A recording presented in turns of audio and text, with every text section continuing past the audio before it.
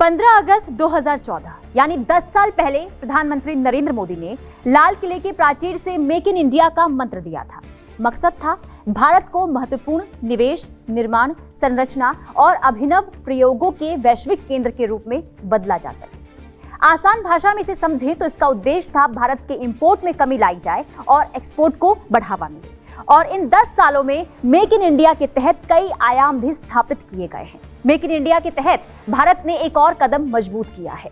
भारत में पहली बार military aircraft C-295 बनने जा रहा है, जिसकी शुरुआत गुजरात के वडोदरा से होने जा रही है। अब C-295 आखिर खास क्यों है और भारत को इससे कितना फायदा होगा, ये हम आपको इस वीडियो में बताने वाले हैं। नमस्कार, मैं हूं आपके साथ पुनीता सिंह। रिपब्लिक भारत के डिजिटल प्लेटफॉर्म पर आप सभी का बहुत स्वागत है। गुजरात के वडोदरा में पीएम नरेंद्र मोदी और स्पेन के प्रधानमंत्री पेड्रो सांचेज ने टाटा एयरक्राफ्ट कॉम्प्लेक्स का उद्घाटन किया। इस कॉम्प्लेक्स में C-295 ट्रांसपोर्ट एयरक्राफ्ट बनेंगे। आपको बता दें कि स्पेन और भारत के बीच 56 विमान बनाने का समझौता हुआ है। पहले 16 विमान स्पेन में बनेंगे, बाकी के 40 को टाटा एडवांस सिस्टम लिमिटेड यानी कि TASL बनाएगी। देश में पहली बार एक प्राइवेट कंपनी मिलिट्री के लिए प्लेन बनाने जा रही है।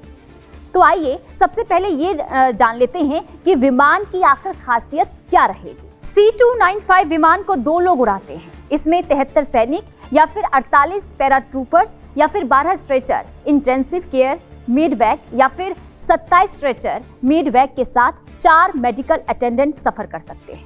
ये एक बार में अधिकतम 9,250 किलोग्राम वजन उठा सकता है। इसकी लंबाई 80.3 फीट और विंग स्पैन 84.8 फीट और ऊंचाई 28.5 फीट है।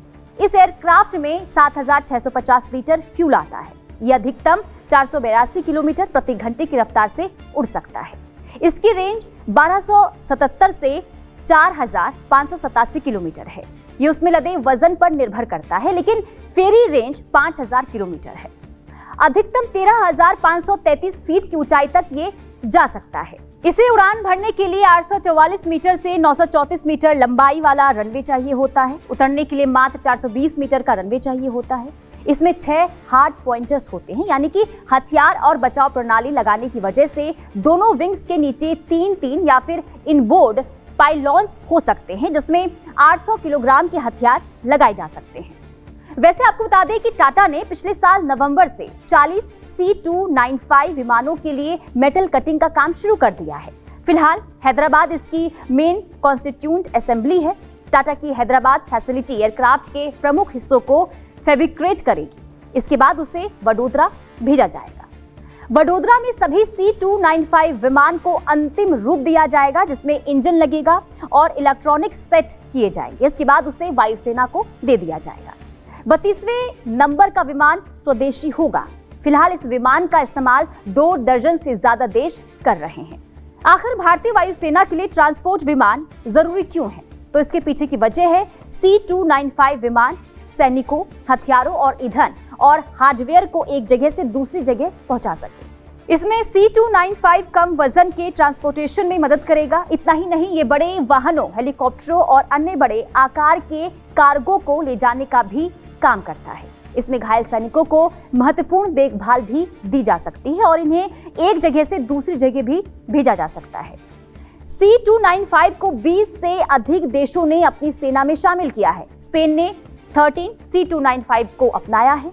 वहीं पोलैंड की वायुसेना 16 C-295 का उपयोग कर रही है। ब्राजील की वायुसेना 12, तो वहीं मिस्र की सेना सैन्य परिवहन और मानवीय मिशनों के लिए इसका इस्तेमाल करती है।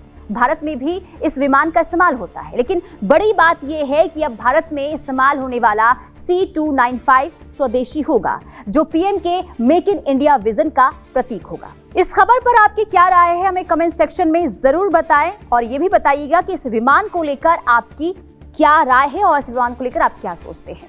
चलिए फिलहाल के लिए इस वीडियो में इतना ही, लेकिन बाकी खबरों के लिए आप देखते रहिए रिपब्लिक भारत का डिजिटल प्लेटफॉर्म।